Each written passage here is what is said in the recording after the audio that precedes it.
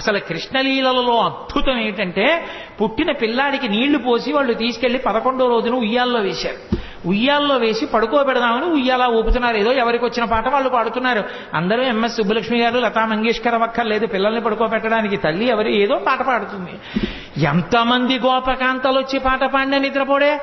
అందున ఉయ్యాలా ఊపి పడుకోబెట్టేటప్పుడు పిల్లాడు పడుకోవట్లేదంటే పిల్లాడు కనపడుతూ ఉండగా కాకుండా ఇలా ఉయ్యాలా దగ్గరికి చేసి పట్టుకుని ఇలా ఇలా ఇలా ఇలా ఇలా అని పాట పాడి పడుకుని ఉంటాడు. అందుకని పాపం ఎంతో ఇదిగా ఇలా విప్పి చూస్తే గుడ్లు రెండు ఇలా పెట్టుకు చూస్తున్నాడు. ఏమిటమ్మా పిల్లాడు ఎంతకీ పడుకోడు, ఇదేం పిల్లాడే అని చెప్పి ఆ భుజం మీద వేసుకుని పాట పాడి ఎంతో తిప్పి తిప్పి తిప్పి తిప్పి ఇలా చూడటం కుదరదు కదూ. పడుకున్నాడా అంటే ఏం పడుకున్నాడు, గుడ్లు వేసుకు చూస్తున్నాడు. ఏం చేసినా పడుకోడు. ఇదెక్కడ పిల్లాడని ఆఖరికి యశోదాదేవి వచ్చి తల్లికి ఆఖరికి పెద్ద బ్రహ్మాస్త్రం ఏంటంటే బోర్లా పడుకోబెట్టేసి వీపు మీద ఇలా ఇలా ఇలా ఇలా కొట్టేస్తుంది. ఆ తొడ ఊపుతాను కొడుతోంది. ఎంతకీ పడుకోడు, వీపు చిట్లిపోతోంది. ఇదేంటి ఆది కూర్మంగా ఉన్నప్పుడు మందర పర్వతం తిరిగినా బాధపడలేదు కానీ ఈ కృష్ణావతారంలో ఇలా కొట్టేస్తున్నారు, నన్ను ఎందుకు ఇలా ఊపేస్తున్నారు అనుకున్నట్ట. లోకములు నిదురపోవకత నిదురుంపని శుభగుడు రమణులు జోకొట్టిపాడ నిదురం గైకొను క్రియ నూరకుండె కనుజరవకయున్నన్నారు పోతన గారు. ఓహో ఈ దిక్కుమాలిన ప్రపంచానికి అలవాటు ఉంది, నిద్రపోతుంటారు వీళ్ళు కళ్ళు మూసుకొని. నాకు నిద్రపోవడం అలవాట్లేదు, నేను నిద్రపోతే లోకాలు నిర్వహించేవాడెవరు. నేను పడుకోమని జోకొట్టేస్తున్నారు, నేను కళ్ళు మూసుకోపోతే వీళ్ళు ఇలాగే కొడతారని నిద్రపోయిన వాళ్ళ కళ్ళు మూసుకున్నట్టు. అప్పుడు వాళ్ళు సంతోషపడిపోయి జోజో కమలదలే క్షణ జోజో మృగరాజ మధ్య జోజో కృష్ణ జోజో పల్లవకర పద జోజో పూర్ణేందువదన జోజో యనచున్. సామాన్య గృహాల్లో జోజో జోజో అంటూ ఏ పాటలు పాడతారో పోతన గారి పద్యాలకి కూడా జోజో అని అలాగే అర్థమైపోతుంది. స్వార్థపరులైనటువంటి అత్తాకోడళ్ళు కడవల్లో వెన్నదాచుకునేవారు. కృష్ణుడు ఎక్కడొస్తాడో అని. కృష్ణుడు ఏం చేశాడంటే రాని వచ్చాడు, ఓ రాత్రి వచ్చాడు, శుభ్రంగా వెన్నంతా తినేశాడు. వెళ్ళిపోయే ముందు కొంచెం వెన్న కోడలు మూతికి రాసి వెళ్ళిపోయాడు. అత్తగారు పొద్దున్న లేచి కడవ దగ్గరికి వెళ్ళింది. కడవలన్నీ ఖాళీ. కోడల్ని లేపడానికి వచ్చింది, మూతి మీద వెన్న ఉంది. ఆశిముత్సా రాత్రి నేను పడుకున్న తర్వాత వెన్నంతా తినేశావా అని ఆ కోడల్ని పట్టు కొట్టింది. దాచుకున్న వాళ్ళు అలా ఉంటారు. వచ్చిన అతిథుల్ని ఆదరించినటువంటి వాళ్ళు ఎంత అందంగా ఉంటారో, ఆ సంసారాలు ఎంత బాగుంటాయో చెప్పడానికి ఒక్కొక్క లీల వెనక మళ్ళీ తాగెతలోదరి. దీనికి అర్థం చెప్పాలని నేను అనుకోవట్లా, అంటాను కానీ మళ్ళీ చెప్తూ ఉంటాను. కృష్ణుడు ఇంటికి వెళ్ళాడు. ఆ అత్తా కోడలు ఉట్టి దొరికితే తాగేస్తాడని చెప్పి ఉట్టి కింద ఉంటే ప్రమాదం అని చెప్పి పైన కట్టేశారు. తీసుకెళ్లేదో చిక్కంలో పెట్టి పైన కట్టారు. రానే వచ్చాడు, చూశాడు. ఓహో ఈ అత్తా కోడలు పైకి కట్టారా ఎలా అనుకున్నాడు. పీటలు రోళ్లు అన్నీ తీసుకొచ్చాడు, అక్కడ వేశాడు, వాటి మీద ఎక్కాడు. ఇలా చెయ్యి పెడదామని చూశాడు, అందలేదు. పీటలు రోళ్లు వేసుకున్న అందనంత పైకి పెట్టేశాడరా, వీళ్ళ పని చెప్పాలనుకున్నాడు. ఓ రాయి ఒకటి తీసి కిందకి అన్నం పెట్టాడు. చక్కగా పైనుంచి కారిపోతోంది. హాయిగా అందరూ చీరలు పట్టి తాగారు, వెళ్ళిపోయారు. భాగవతం కాదు కానీ నాకు ఇది చెప్పినప్పుడల్లా జ్ఞాపకం వస్తుంటుంది. ఒక చోట ఒక అత్తా కోడలు అంతకన్నా చాలా తెలివైన వాళ్ళు ఇలా వచ్చి ఎక్కడో ఉట్టి కట్టి పెట్టినా తాగేస్తున్నాడని వాళ్ళు ఏం చేశారంటే కుండని చుట్టూ గంటలు కట్టారు. వచ్చి ముట్టుకున్నాడో గంటలు మోగుతాయి, అప్పుడు పట్టుకోవచ్చు అనుకున్నాడు. ఆయన ఏం చేశాడు, పీట వేసుకున్నాడు, రోడ్లు వేసుకున్నాడు, పిల్లల్ని ఎక్కించాడు, ఆ వీపులు ఎక్కాడు, దగ్గరికి వెళ్ళాడు. ఎలా ముట్టుకోవడం, ముట్టుకుంటే గంటలు మోగుతాయి. చూశాడు పరాత్పరుడు, ఆయన శాసనానికి ఏది లొంగది. ఓ గంటలలారా మీరు మ్రోగకుడు అన్నాడు. అవి విన్నాయి. చక్కగా వెన్న తీశాడు, పిల్లలందరికీ పెట్టాడు. ముందు వాళ్ళకి పెడితే కానీ తను తిండవు, అందరికీ అందింది. ఇప్పుడు ఆఖరణ తను తీసుకుని ఇలా నోటి దగ్గర పెట్టుకున్నాడు. గంటల కనకనకనకన మోగి. అరే మిమ్మల్ని మోగద్దన్నాను కదా, ఎందుకు మోగారన్నాయి. ఏం చెప్పమంటావు పరమేశ్వర, వాళ్ళకి పెడితే ఊరుకున్నా, నువ్వు నోట్లో పెట్టుకుంటే నైవేద్యం అలవాటు గంట మోగడం, అందుకని మోగేశామన్నా. అలా ఎంతమంది ఎన్ని అనుభవించారో మహానుభావుడు. వేలుపుల్లటి నాకంటెను వేలుపు మరి ఎవ్వడనచు వికబకెన గిమా వేలుపుల్ల గోడపైనో హేలావతి నీత నూజుడింగిలి చేసన్. వచ్చిన పిల్లలకి అతిథులకి అన్నం పెట్టకుండా ఏమిటో బొమ్మలను అన్నీ పెట్టి నైవేద్యాలు అంటూ కూర్చుంటామేమిటి, నేనే పెద్ద పరమేశ్వరుణ్ణని చెప్పి ఆవిడ కళ్ళు మూసుకు ధ్యానం చేస్తుంటే చక్క చక్కెర పొంగలి అవి తినేసి మిగిలింది ఆ బొమ్మలకి రాహేసి వెళ్ళిపోయాడు. నాకన్నా వేలిపోవడం నీ తిన్నానులే చాలన్నాడు. కొడుకులు లేరని వకసతి వగవగ తన్ను మగనిగా గైకొనినన్ కొడుకులు కలిగెదరనిపై పడినాడిది వినువు శిశువు పనులే తల్లి అంటుంది ఇంకో గోపిక వచ్చి. ఏదో పాపం గోపబాలురందరూ ఆవుల్ని పట్టుకుని వెళ్ళిపోయారు. పెళ్ళై చాలా కాలం అయింది, ఈ అమ్మాయికి పిల్లలు పుట్టలేదని ఏదో మాట్లాడుకుంటున్నారు వాళ్ళు. ఎక్కడి నుంచి వచ్చాడో గబగబా వచ్చాడు. మీ ఆయన్ని నమ్ముకుంటే ఏం పిల్లలు పడతారమ్మా, నన్ను నమ్ముకోనా ఆవిడ మీద పడ్డాడు. అది వచ్చి చెప్పింది ఒక గోపకాంత. అది ధూర్తచేష్టితంగా కనిపిస్తుంది వినడానికి, కానీ అది ధూర్తచేష్టితం కాదు. పుట్టు గొడ్రాళ్లకు బిడ్డలిచే గోవిందుడే అని భక్తి కలిగి ఉంటే నా యందు అమ్మా నీ గర్భదోషాన్ని తొలగించి నీకు సంతానం ఇస్తాను అని దాని అర్థం. అంతా నేను ఎక్కడ చెప్పను, మీరందరూ విన్నవాళ్లే. ఒక్కొక్క లీల వెనక మళ్ళీ ఎంతో పరమార్థం ఉంటుంది.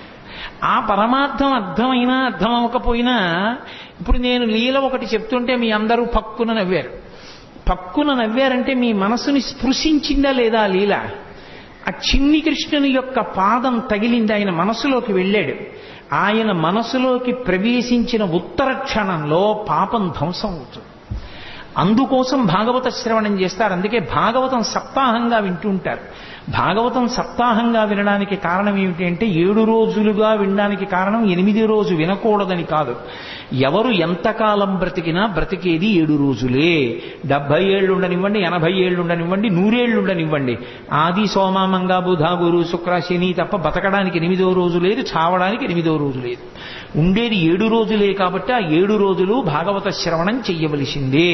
భాగవత శ్రవణం చేస్తే పరమేశ్వరుని యొక్క అవతార కథలు, కృష్ణ పరమాత్మ యొక్క కథలు వింటే పాపరాశి ధ్వంసం అవుతుంది. కాబట్టి ఆ పాపరాశి ధ్వంసం అవడానికి మార్గం శ్రీకృష్ణ పరమాత్మ యొక్క లీలలు వినడమే. కాబట్టి భాగవత శ్రవణం చేస్తూ ఉంటారు. ఎంతమంది పెద్దలు ఎన్ని రీతులు అనుభవించారో మహానుభావుడు.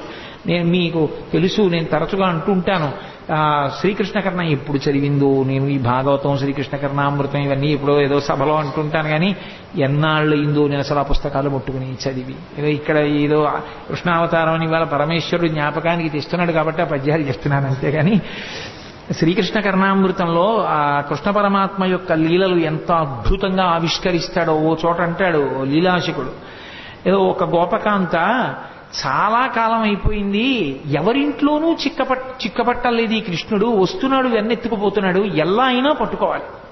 యశోద మా అబ్బాయి అలాంటి తప్పులు చేయడం మాని కదా అంటోంది. రెడ్ హ్యాండెడ్గా పట్టుకున్నాడంటారే, అలా వెన్న చేత్తో ఉన్న కృష్ణుడిని పట్టుకోవాలనుకో అని కావాలని కడవ తీసుకెళ్లి గుమ్మం దగ్గర పెట్టి వస్తాడుగా. భలే దొరికారా వీళ్ళు ఎవరో అనుకుంటాడు. వస్తాడు, తను తలుపు చాటును నించుంది. పట్టుకుంటాను ఈసారి. ఈ ఉత్తి చేత్తో ఉంటే మళ్ళీ అమ్మో ఏం దబాయిస్తాడో, కొంచెం నోటికి కూడా పూసుకున్నాక పట్టుకుంటాను అనుకో. తలుపు చాటున నించుని చూస్తుందో వచ్చేసాడు. వచ్చేస్తే తెలిసిపోతుంది. అంటే ఏదో చిరుమువ్వ గజ్జెలు చిన్ని కృష్ణ నిన్ను నే కోరి కొలుతూ అన్నట్లుగా ఆ గజ్జెలు పెట్టుకుని వస్తాడు చప్పుడు చేసుకుంటూ. వచ్చి వెనకాల పిల్లలందరూ వస్తారు. ఆవిడ పక్కనే ఉంది పట్టుకుందామని. తెలియదు కదా, తెలియదని మనం అనుకోవాలి అందాక. అందుకు తెలియదు ఆ పక్కనే ఉంది గోపిక పట్టుకోవడానికని. అందుకని ఒక్కొక్కళ్ళని సంజ్ఞ చేశాడు. వచ్చేశాడు, తీస్తున్నాడు, పెడుతున్నాడు, చక్కగా ఒక్కొక్కడు పుచ్చుకుంటున్నాడు. బఫే భోజనంలా ప్లేట్ పెట్టుకుని వెళ్ళిపోతున్నాడు తినడానికి. ఆఖరణ అందరే అయిపోయింది లైన్, ఎవరు లేరు కాబట్టి ఇప్పుడు తను తినచ్చు.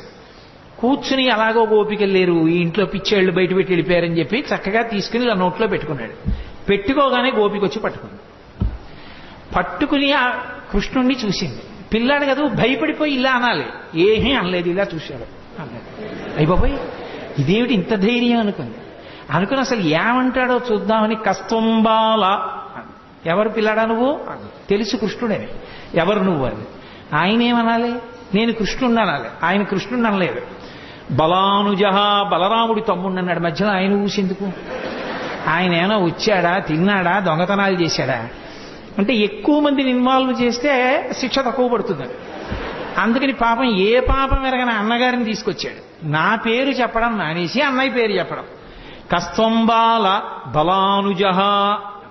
అమ్మ బాబోయ్ గుండెలు తీసిన బంటు, నీ పేరేమిటంటే బలరాముడి తమ్ముడిని అంటున్నాడు, తన పేరు చెప్పట్లేదని ఆవిడ నిక్కి మిహతే.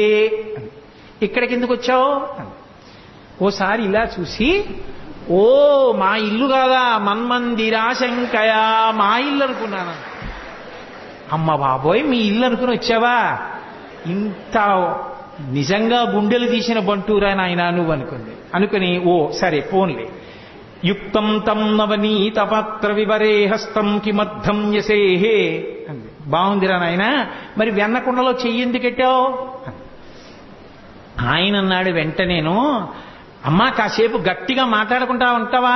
మాతకంచనవత్సకం మృగయితం మాదా విషాదం క్షణ ఇత్యేవం వరవల్లవీ ప్రతివచ కృష్ణస్య పుష్ణాతునః. ఎందుకమ్మా అంత గట్టిగా ఊరికే ఏంటి వెన్నకుండలో చెయ్యట్టో, ఇక్కడికి ఎందుకు వచ్చావు అరుస్తాయంటే, మా ఆవు దూడ ఒకటి తప్పిపోయింది, వెన్నకుండలో ఉందేమో అని వెతుకుతున్నాను, అరిస్తే పారిపోతుంది చూడాలి. వెన్నకుండలో దూడ దూరిందా, చెయ్యి పెట్టి వెతుకుతున్నావా, దూడ పారిపోతుందా అని తెల్లబోయి ఆవిడ చెయ్యి వదిలేసింది, పారిపోయింది. అలా నిర్భయంగా గోపకాంత పట్టుకున్నా కూడా తిరగబడి జవాబు చెప్పిన కృష్ణుడు ఉన్నాడే, ఆయన మమ్ము రక్షించుగాక అంటాడు. కృష్ణస్య పుష్ణాతు నహ. నహ అంటే సంస్కృతంలో మమ్ములను అని. శంకరాచార్యుల వారు సౌందర్యలహరిలో ఎక్కువ వేస్తారు నహ అన్న శబ్దాన్ని. ఎంత ప్రమాదం జరిగి ఉండేదో. ఆఖరికి ఒకానొక సమయంలో అయితే అర్జునుడు దూరంగా ఉండడం చూసి కర్ణుడు చాలా భయంకరమైనటువంటి యుద్ధం చేశాడు ధర్మరాజు గారితో. ధర్మరాజు గారు ఆ యుద్ధంలో తట్టుకోలేకపోయాడు. తట్టుకోలేక కర్ణుడి చేతిలో విశేషంగా దెబ్బలు తిని ఇంటికి వచ్చాడు. అర్జునుడు తిరిగి వచ్చాడు, మా అన్నగారు ఇవాళ యుద్ధంలో ఇన్ని దెబ్బలు తిన్నారట అని బాధపడి ధర్మరాజును చూడ్డానికి వెళ్ళాడు. ధర్మరాజుకి ఎక్కడ లేని ఆగ్రహం వచ్చి, నువ్వు కర్ణుణ్ణి నిర్జించలేదు, నేను ఇంత బాధపడ్డాను, నీకు చేత కాకపోతే ఆ గాంధీవం ఎవరికన్నా ఇవ్వకూడదా అన్నాడు. వెంటనే అర్జునుడు కృష్ణుడి వంక తిరిగి అన్నాడు, గాంధీవం నీకు చేత కానప్పుడు ఎవరికైనా ఇవ్వకూడదా అని నన్ను ఎవరైనా అంటే వాళ్ళని చంపేస్తానని ప్రతిజ్ఞ చేశాను. ప్రతిజ్ఞాభంగం చేయకూడదు. కాబట్టి బావా నేను ఇప్పుడు ధర్మరాజు గారిని చంపేయాలి, అన్నయ్యని ఎలా అని అడిగాడు. అడిగితే, అయ్యో ఇప్పుడు ధర్మరాజు గారిని చంపేస్తే యుద్ధం ఎలాగయా, ఈ ప్రతిజ్ఞలు బాగున్నాయి, గాంధీవం ఎవరికన్నా ఇచ్చేయి అన్నవాడిని చంపేస్తానని ప్రతిజ్ఞ చేశావా? ధర్మరాజు అన్నాడా, అందుకని అన్నయ్యని చంపేస్తావా? ఇదెక్కడి ప్రతిజ్ఞ? చంపేయడంతో సమానం ఏమిటంటే ఏకవచన ప్రయోగం చేయడమే. గురువుని కాని, తండ్రిని కాని, అన్నని కాని ఏకవచన ప్రయోగం చేస్తే, అంటే గౌరవం తప్పించి ఏకవచన ప్రయోగం చేస్తే, ప్రత్యేకించి గురువుని చంపేసిన పాపం వేయడానికి ఎప్పుడేస్తారంటే ఏకవచన ప్రయోగం చేస్తే. అందుకని ఏకవచన ప్రయోగం చెయ్యి, నువ్వు అని మాట్లాడితే నువ్వు ధర్మరాజుని చంపేసినట్టే, అక్కడతో వదిలిపెట్టేసేయను. ధర్మరాజుని నువ్వు అని సంబోధించి మాట్లాడాడు అర్జునుడు, కాబట్టి నువ్వు అన్నయ్యని చంపినట్టే, ఇంకా వదిలిపెట్టేసేయన్నాడు. మళ్ళీ అన్నాడు, నేను అన్నయ్యని చంపేసిన పాపం మూట కట్టుకున్నాను కాబట్టి నాకు ఈ దిక్కుమాలిన యుద్ధం వద్దు, నేనే చచ్చిపోతానన్నాడు.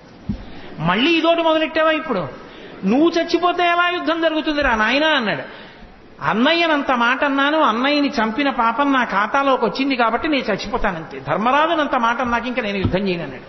ఇప్పుడు నువ్వు చచ్చిపోయినంత పని చెయ్యాలంటే ఒకటే, నిన్ను నువ్వు పొగుడుకో చచ్చిపోయినట్టే అన్నాడు. అంటే అప్పుడు అర్జునుడు తనని తాను పొగుడుకున్నాడు. ఇప్పుడు నువ్వు చచ్చిపోయినట్టే.